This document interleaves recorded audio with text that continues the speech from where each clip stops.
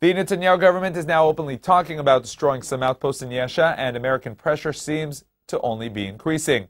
Shalom to Knesset member, Minister Yuli Edelstein of the ruling Likud party. Shalom to you too. So yesterday you met with the members of the Yesha Council. What was the purpose of this meeting? Well, the purpose of the meeting was to act together in order to avoid the situation we are witnessing, unfortunately, during the last week, when on one hand everything concerning the at least natural growth of settlements in Judea and Samaria is in the same situation it unfortunately used to be during the last several years under Olmert. And at the same time, where we see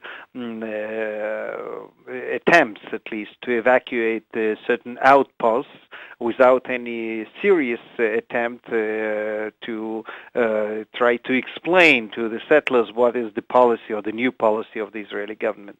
You know, recent statements by the defense minister bring back memories of when the Likud was in the opposition, with Ehud Barak proudly stating no new communities have been established with him at the helm of defense. How are you dealing with these issues politically?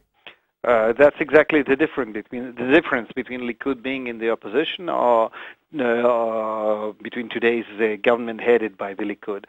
My position on that is very simple, and I expressed it to the heads of the Yesha Council and in numerous public interviews. I think that no minister should conduct private policy on issues of that statute.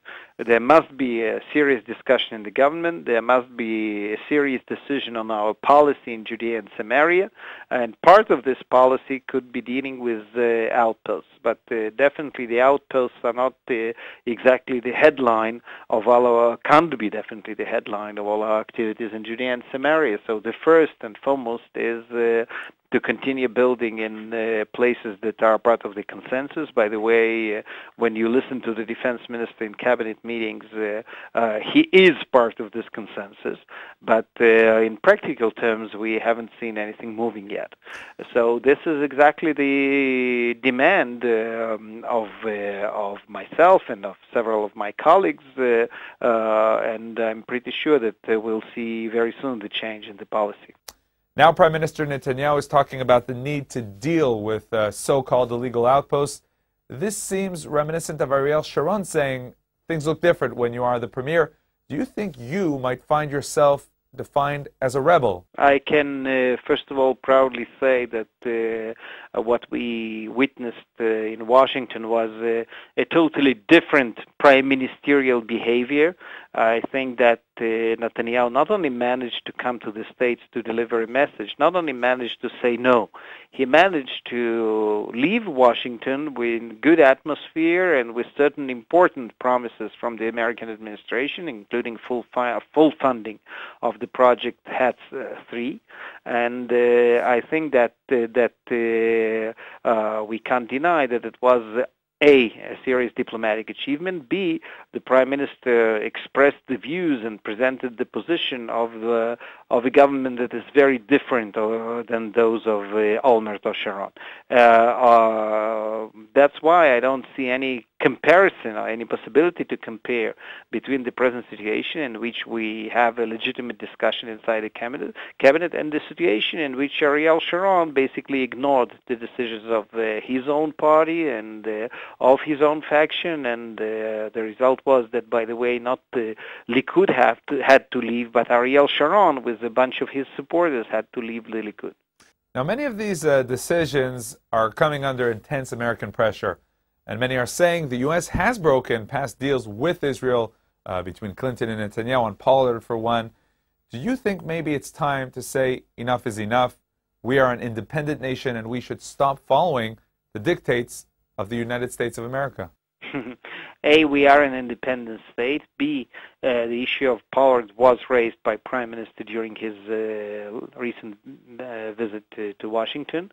And C, it's very easy to make such declarations, and we also have to foresee the results. I don't see too many friends around the world, I mean serious countries. Well, we can name Canada in this context, probably a couple of other countries, but it's not that there's a serious alternative, and we say that if we decide, to quote-unquote quarrel with the American administration, we are getting the support of the European Union or of Russia for that matter, or whoever.